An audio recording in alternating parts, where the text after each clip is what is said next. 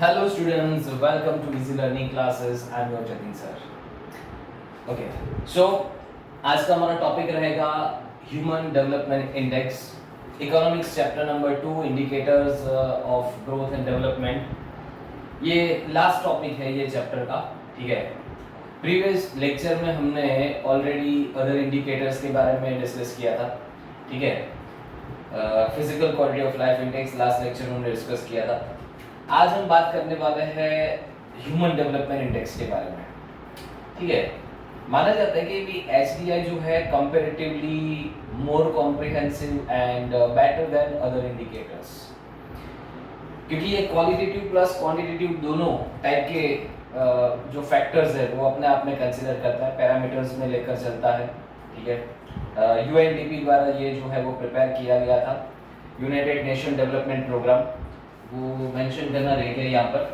अब ये पॉइंट में लिख सकते हो, this report was presented by UNDP in 1990 for the first time, ठीक है।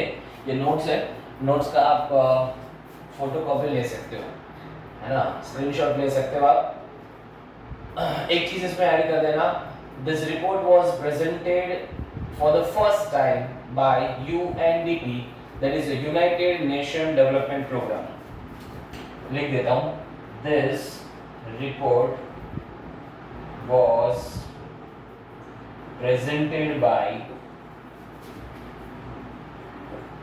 UNDP, यानी कि United Nation Development Programme for the first time in 1990, ठीक है। ओके, सो बात करते हैं क्या क्या पैरामीटर्स है। यहाँ पर इन्होंने 3 पैरामीटर्स पर बात की है, that is life expectancy, knowledge यानी कि लिटरेसी और education we can say, and तीसरा जो है that is a good standard of living. So the first indicator that is a life expectancy, ये 1 मार्क क्वेश्चन बनता है आपका। क्या बताया जाता है, व्हाट इज लाइफ एक्सपेक्टेंसी? ये सिंपल सा क्वेश्चन बोर्ड में पूछते हैं। आपको बताना है कि वैसे तो कोई लाइफ प्रेडिक्ट नहीं कर सकता बेटा, ठीक है, बट फिर भी एक अगर नॉर्मल हेल्दी बच्चा बॉर्न हुआ है तो वी कैन एक्सपेक्ट कि he or she will live a normal life, ठीक है। Up to what extent, how many years he or she is going to live is called a life expectancy. कभी कभी क्या है, कोई क्रिटिकल कंडीशंस होती है तो शॉर्ट लाइफ होती है, but when there is a healthy baby born, then after he or she will live a normal life।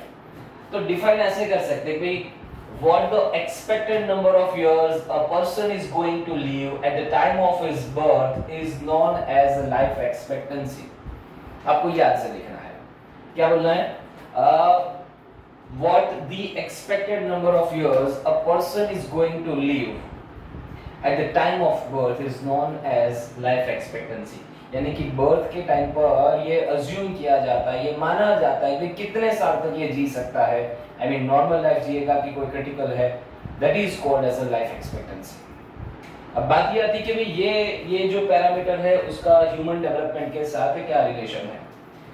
Relation ये बनता है यहाँ पर कि कहीं ना कहीं ये हेल्थ इंडिकेटर बन जाता है आपका। Health indicator in the sense कि जहाँ पर आपकी मेडिकल सर्विसेज की बात आ जाती है कंट्री के अंदर, जैसे हमने PQLA में बात किया था, ठीक है। Apart from this health consciousness के बारे में बात आ जाती है, then after whether people can afford these medical facilities, whether they can avail these facilities or not, है ना। जैसे PQLA में था वो सेम बात यहाँ पर हम करेंगे कि भाई 2 बातें करनी पड़ेगी कंट्री के अंदर। पहली बात तो मेडिकल सर्विसेज और फैसिलिटीज जो है वो अवेलेबल है या नहीं, और ये इम्पोर्टेंट बात है। आज हमारे पास, हम अर्बन में रहते तो हमें लगता है कि नहीं यार मेडिकल फैसिलिटी तो होती है ना, उसमें कहाँ दिक्कत है। नहीं, ऐसा नहीं था। आप अभी भी रूरल एरिया में अगर जाओगे देखोगे तो वहाँ पर इतनी एडवांस मेडिकल सर्विसेज नहीं है, समझ लो। देन आफ्टर थोड़े और पीछे चले जाए हम लोग, 70s 80s में अगर चले जाए, 90s में अगर चले जाए, ठीक है, तो वहाँ पर लोग मतलब बहुत ही छोटी छोटी बीमारी से भी मर जाते थे।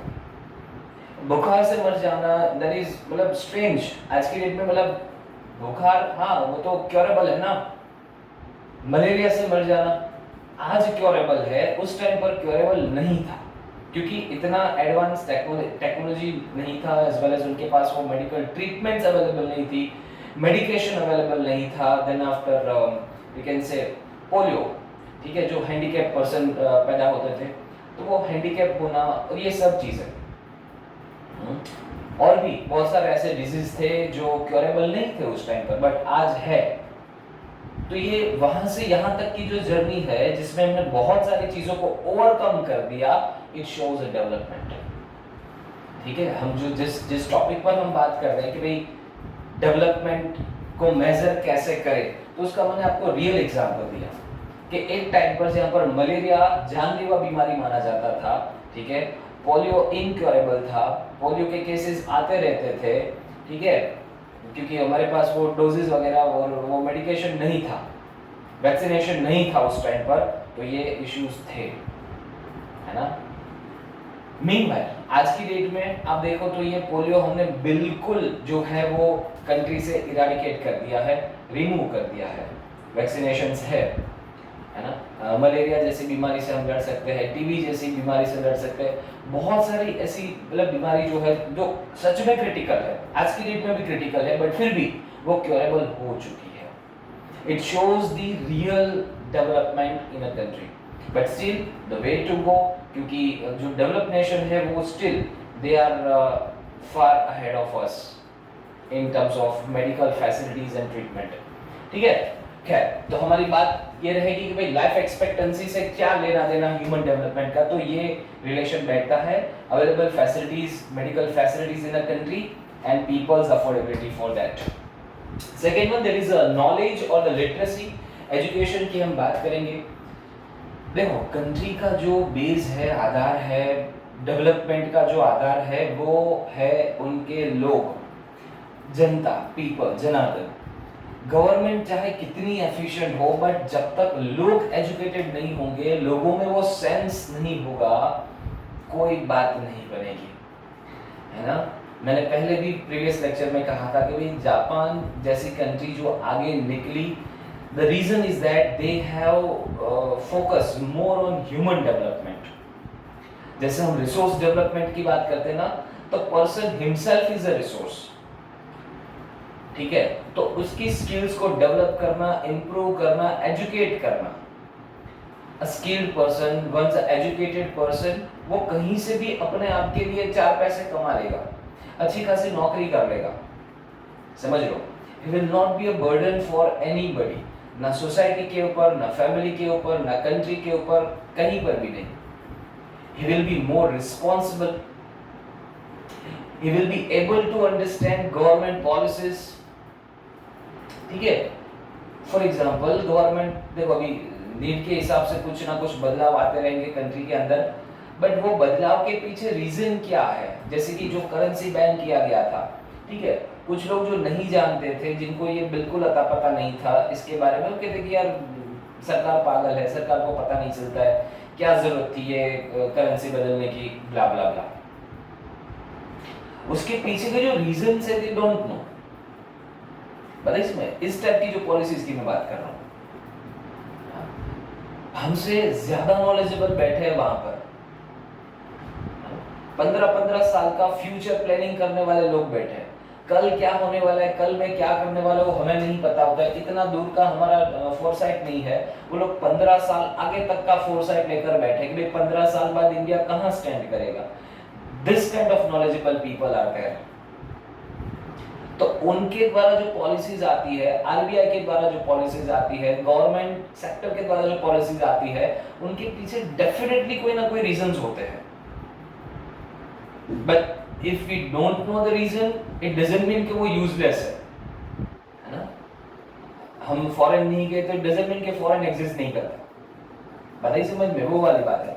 सो इन अ वे कहने का मतलब ये है कि भाई नॉलेज, लिटरेसी जो है ना, वो धरोहर है, वो बेस है, वो आधार है किसी कंट्री का, है ना। सो जितना एजुकेशन का रेट रेशियो ज्यादा रहेगा, लिटरेसी रेट जितना ज्यादा रहेगा, country is called to be more develop. Health as well as literacy. जब ये चीजें इंप्रूव होगी तो कंट्री वाकई में डेवलप हो रही है ऐसा माना जाएगा। ठीक है, third point that is a good standard of living. देखो सही मायने में डेवलपमेंट का जो एक रियल सेंस मीनिंग निकल कर आता है ना, तो कि टॉप टू बॉटम तक लोगों के लाइफ में परिवर्तन आना, उनकी रोज बरोज की जो जिंदगी है उसमें परिवर्तन आना, उनका स्टैंडर्ड अपलिफ्ट होना, उसी को हम सही मायने में डेवलपमेंट बोलेंगे। जीडीपी तो हर साल बढ़ती है, नेशनल इनकम तो हर साल बढ़ती है, बट जब तक वो चीज बॉटम क्लास तक नहीं इफेक्ट करती तब तक वो सही मायने में डेवलपमेंट नहीं है। ऐसा तो है नेशनल इनकम बढ़ना दैट इज डेवलपमेंट, जीडीपी बढ़ना डेवलपमेंट, बट ट्रू डेवलपमेंट की अगर आप बात पूछ रहे हो तो वो है लोगों की लाइफ में बदलाव आना। बट थिंग इज दैट कि आपको ना थोड़ा उसमें आप बहुत शॉर्ट टर्म लेकर चलोगे तो ये बदलाव नहीं दिखेगा। अगर आप एक्सपेक्ट करो कि भाई मैं हर 6 महीने में मेरी लाइफ स्टेटस बदल जाए, हर साल मेरा स्टेटस बदल जाए, तो नहीं, इतना कोई वो स्टेटस नहीं बदलता। आपको थोड़ा हॉरिजॉन बड़ा लेना पड़ेगा, then definitely you will see there is a development, है ना। ये कोई रातों रात बदलने वाली प्रोसेस नहीं है, it is a slow process. Development जो है ना वो एक स्लो प्रोसेस है, ये टाइम लेता है ना। धीरे धीरे धीरे धीरे चीज़ें इंप्रूव होती है, जनरेशन टू जनरेशन चीज़ें इंप्रूव होती है, आप ये बोल सकते हो। ठीक है, जैसे कि आज की पीढ़ी जैसे हम जी रहे हैं, हमारे पास जो फैसिलिटीज़ है, हमसे प्रीवियस जनरेशन जो थी, majority of people, majority of families, previous generation जो थी वो उन्होंने थोड़ी ज़्यादा स्ट्रगल की है, उनके पास ये फैसिलिटीज़ नहीं थी, है ना। और उनसे भी एक जनरेशन आप पीछे चले जाओगे तो वो तो और भी ज़्यादा मतलब what we can say without facilities जी रहे थे, है ना। वो दौर में जी रहे थे जहाँ पर लैक ऑफ इनकम था, लैक ऑफ एजुकेशन था, सिस्टम इतनी ज़्यादा सही नहीं थी and all this things. Generation to generation, या फिर जनरेशन छोड़ दीजिए, आप 10 या 15 साल का अगर टाइम पीरियड लेकर चलोगे तब भी आपको पता चलेगा नहीं नहीं स्टैंडर्ड ऑफ लिविंग इम्प्रूव हुआ है, डेफिनेटली इम्प्रूव हुआ है। एजुकेशन का स्तर इतना ज़्यादा नहीं था, आप 90s में चले जाओ, है ना। ये कम्युनिकेशन सिस्टम इतना ज़्यादा आगे नहीं बढ़ा था, समझो, है ना। ये सब चीज़ों में बदलाव आना, that shows development. We as a country, we are on the stage of a developing nation. हम बैकवर्ड नेशन की कैटेगरी में आते थे 60-70s में, ठीक है। देन आफ्टर हमने एक रफ्तार पकड़ी, एक स्पीड पकड़ी एंड धीरे धीरे धीरे धीरे हमने अपने आप को बैकवर्ड से डेवलपिंग के स्टेज में लाए हैं, और आगे हमारा जो रास्ता है वो डेवलप होने का रास्ता है। We want to get a tag of developed nation, will take a time, हाँ, मे बी नेक्स्ट जनरेशन आ जाएगी, but yes definitely we will achieve this things. तो मैं ये कह रहा था कि भी अगर बात करें लाइफ एक्सपेक्टेंसी की, मेडिकल ट्रीटमेंट की, yes we have a remarkable improvement. If we talk about the literacy rate, again we have a remarkable improvement, and if we talk about the standard of living of a people, again we have a remarkable, amazing development in that, but still all the 3 parameters are not up to the benchmark. हमें जो चाहिए वो उतना ज़्यादा नहीं हुआ है, so that we are still on the way to achieve that goals. ठीक है, गुड स्टैंडर्ड ऑफ लिविंग में हम ज़्यादा लग्जरी की बात नहीं करेंगे, हम बात करेंगे बेसिक नेसेसिटी एक इंसान को मिलनी चाहिए। Each and every citizen of a country is liable to get their basic necessities, है ना। It shows a normal standard of living. फिर जैसे जैसे कंट्री आगे बढ़ेगी उसका स्टैंडर्ड और भी ज़्यादा बेटर होता जाएगा। बट खैर हमारी जैसी कंट्री के लिए हम इतना कह सकते हैं कि भाई एटलीस्ट उनको बेसिक फैसिलिटीज भी मिल जाए, वो बिलो पॉवर्टी से अबव पॉवर्टी लाइन आ जाए, वो भी एक बड़ी बात होगी, वो भी एक बड़ा अचीवमेंट होगा हमारे लिए।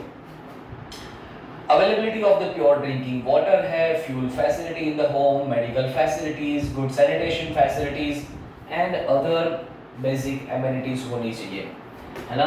वो कहते हैं ना रोटी कपड़ा मकान, सिर्फ रोटी कपड़ा मकान से बात नहीं बनती बेटा, उतने से बेसिक नेसेसिटी फुलफिल नहीं होती, और भी बहुत सारी चीज़ें, लिस्ट काफ़ी लंबी है।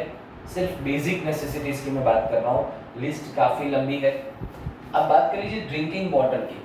अब सिर्फ पानी तो वो नाले में भी बहता है, वो पानी पीने जैसा होता है, पानी तो समंदर में है, पीने जैसा पानी है नहीं ना। हाँ, तो सिर्फ मतलब एक तो मिलता भी नहीं है, बहुत जगह पर दिक्कत है, चलो मिल भी गया तो ऐसा कंटेमिनेटेड वाटर मिलेगा तो उसका कोई मतलब नहीं है। प्योर ड्रिंकिंग वाटर, पीने लायक पानी होना चाहिए। As a person, as a citizen, we are liable to get this kind of facility. किसको नहीं मिल रही है? those who are living in the outskirt areas, those are beyond the calculation of the municipality, यानी कि जो लोग झुपड़पट्टी में रहते हैं उनके वहाँ थोड़ी ना वाटर टैप्स वगैरह लगे हैं। हमारे घर पे म्यूनिसिपैलिटी का पानी आता है, हमारे वहाँ बोर का पानी आता है, क्योंकि हम एक सिविलाइज समाज में, सोसाइटी में रहते हैं, है ना। उतने मतलब अवर पॉवर्टी लाइन है तो हमारे पास ये चीज़ें अवेलेबल है, हमें इनका कोई ज़्यादा वॉन्डर नहीं है कि हाँ वो पानी तो आएगा ना, उसमें क्या बड़ी बात नहीं। बड़ी बात है करोड़ों लोग जो है वो इधर नाला जाते हैं, इधर वो रहते हैं, है ना, उधर ही खाना पीना सब सब। तो सोचो ऐसे हालत में भी वो लोग रह रहे हैं। हाँ, तो वहाँ पे अभी इम्प्रूवमेंट की ज़रूरत है। तो क्राइटेरिया ये रखा है कि भाई हर घर लोगों को प्योर ड्रिंकिंग वाटर मिलना चाहिए, और वो भी वो लाने के लिए, फैच करने के लिए दूर दूर तक ना जाना पड़े, घर पे टैप हो, घर पे प्योर ड्रिंकिंग वाटर मिले, ऐसी सुविधा होनी चाहिए। पॉइंट नंबर 2 है कि भाई फ्यूल, जो गैस फैसिलिटी है वो उनको मिलनी चाहिए घर में, ठीक है। और उसके आगे हम बात करें तो गुड सैनिटेशन फैसिलिटी भी मिलनी चाहिए, toilet facility and all that things. Fine. तो ये 3 पैरामीटर्स जो है वो ह्यूमन डेवलपमेंट इंडेक्स में कंसीडर किए गए हैं। फाइन। अब इम्पोर्टेंट एस्पेक्ट की मैं बात करूं तो HDI जो है वो 0 to 1 की रेंज में आता है। एक बार याद कीजिए बेटा, PQLA में हमने क्या रेंज लिया था, वो था 0 to 100, है ना। 100 के जितने नजदीक होगे बेटर परफॉर्मेंस, वाइस वर्सा 100 से जितना अवे होगे वो पुअर परफॉर्मेंस। इसमें 0 to 1 की रेंज है। देखो कंफ्यूज मत हो जाना, HDI में 0 to 1 रखा गया है, यानी कि 1 से मतलब जितना नजदीक होगा परफॉर्मेंस, 0.9, 0.94, है ना, वो बेस्ट डेवलपमेंट माना जाएगा। एंड जितना अवे रहेंगे 0.7, 0.6 वो मॉडरेट माना जाएगा, एंड बिलो 0.5 बहुत ही लो या पुअर डेवलपमेंट माना जाएगा। मैं बात कर लेता हूँ कि country having the first rank according to HDI 2014 के डेटा के हिसाब से, that was the Norway. Norway rank first out of 188 countries, जिसका HDI वैल्यू कितना निकल कर आता था, 0.944, है ना, 0.944, ऑलमोस्ट 1 होता है ये। यानी कि life expectancy tick mark, knowledge tick mark, good standard of living tick mark, yes it is. बहुत नेग्लिजिबल डिफरेंसेस के साथ वो खड़ा है उधर, माइनर, मतलब कोई कुछ बाकी है ही नहीं, ऐसा मान के चलो। तो ऑलमोस्ट 1 अचीव कर लिया उन्होंने। हाँ, बात करें इंडिया की, आपको 3 फिगर याद करनी पड़ेगी। रैंक 1 की फिगर याद करनी पड़ेगी, 0.944। Norway rank first, highest human development. देखो उन्होंने कैटेगरीज में डिवाइड किया है, highest human development, moderate development and low development. तो 1 to 50 जो कंट्री है ना, वो हाईएस्ट ह्यूमन डेवलपमेंट में आते हैं, जिसमें रैंक 1 पर है 0.944 के साथ अपना नॉर्वे। फिर बात करें हमारी प्यारी कंट्री इंडिया के बारे में, तो हम लोग आते हैं 130th रैंक पर, 130 नंबर पर हम आते हैं अकॉर्डिंग टू HDI डेटा, ठीक है। और हमारा जो वैल्यू है वो है 0.609। याद कर लेना बेटा, 0.609 हमारा वैल्यू है जो मॉडरेट ह्यूमन डेवलपमेंट को दर्शाता है। फिर सबसे लास्ट कंट्री भी आपको याद रखनी है लिस्ट में, वो है नाइजर करके, अफ्रीकन कंट्री है। नाइजीरिया नहीं बोल रहा हूं मैं, नाइजर बोल रहा हूं। दैट इज अफ्रीकन कंट्री, वो 188 लास्ट कंट्री है लिस्ट के अंदर, है ना। और उसका जो वैल्यू है वो है 0.348, और कैटेगरी है लोवेस्ट और पुअरेस्ट ह्यूमन डेवलपमेंट। फाइन। ये फुल फॉर्म भी कभी कभी पूछ लेते हैं, full form of UNDP, that is a United Nation Development Programme. Report was presented in 1990। Fine, so far all okay, all clear, I hope so. Now moving ahead, positive and negative aspect या फिर limitations कह दो। Positive aspect ये कहता है कि this indicator is more reliable than other indicators. ठीक है, ये जो इंडिकेटर है ना HDI is one of the most reliable than other. Okay, then after policy makers जो होते हैं हर एक कंट्री के, वो पॉलिसी मेकर्स HDI रिपोर्ट को तवज्जो देते हैं, उनको वो अपना एक बेंचमार्क पकड़ के चलते हैं। हाँ, जहाँ पर जो भी हमारे पॉइंट्स कटे हैं, जो भी चीज में हमें कम नंबर मिले हैं, वहाँ पर मतलब इन शॉर्ट में कहने का मतलब ये है कि कहाँ हमें ज्यादा इंप्रूवमेंट की जरूरत है वो पता चल जाता है from the HDI report. So policy maker definitely consider करते हैं HDI को। ट्रू प्रोग्रेस, शायद MCQ में आ जाए ये। ट्रू प्रोग्रेस मतलब क्या? तो कि economic progress plus social progress. Economic progress, social progress, economic social progress. ठीक है, इसको बोला जाएगा ट्रू प्रोग्रेस। इकोनॉमिकली यानी कि फाइनेंशियली एज वेल एज हम सोशली भी ग्रो करने चाहिए। HDI is a functional. A raise in HDI shows in the raise in health and education in the country. जब HDI रैंक बढ़ता है, ये 130 से 129 आ गया, 120 आ गया, बिलो 100 आ गया, इम्प्लाइड कि हमारा यहाँ पर एजुकेशन रेट बढ़ा है, लाइफ एक्सपेक्टेंसी बढ़ी है, और अगर ये दो इम्प्रूव हुए तो जाहिर सी बात है तीसरा अपने आप इम्प्रूव होगा। गुड स्टैंडर्ड ऑफ लिविंग अपने आप पीछे पीछे आएगा। Fine, HDI is a progressive in approach, ये भी शायद MCQ बन सकता है। HDI is a progressive in approach, right? Okay. Now the last topic of the chapter, that is the limitations of the drawback. Again जैसे पिक्की वाला में एक लिमिटेशन थी कि इन्होंने सिर्फ मॉरिस ने 3 ही फैक्टर को कंसीडर किया, he should have some more factors in their report. Again HDI को भी ये लिमिटेशन फेस करना पड़ रहा है कि आपने सिर्फ 3 ही पैरामीटर्स क्यों लिए, इससे ज्यादा पैरामीटर्स आपके रिपोर्ट में होने चाहिए थे। दूसरी बात, सेम एज पिक्की वाला के जैसे पिक्की वाला ने तीनों को इक्वल वेटेज दिया था, हालांकि उन्होंने 100 दिया था, यहाँ पर इन्होंने भी इक्वल वेटेज दिया है तीनों पैरामीटर्स को।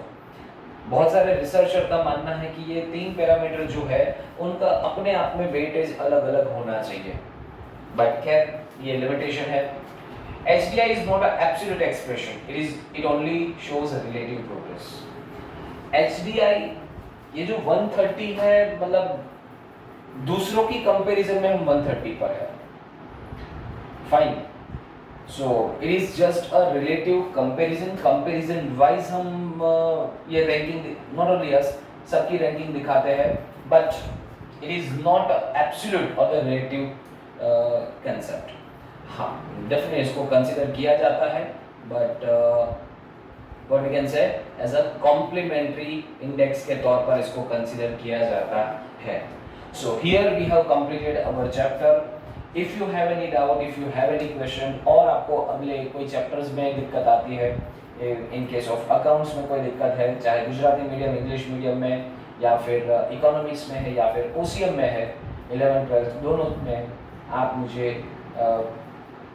क्वेश्चन पूछ सकते हो। ठीक है, कमेंट करके पूछ सकते हो इसमें। ठीक है, till then take care, bye bye, see you in the next lecture.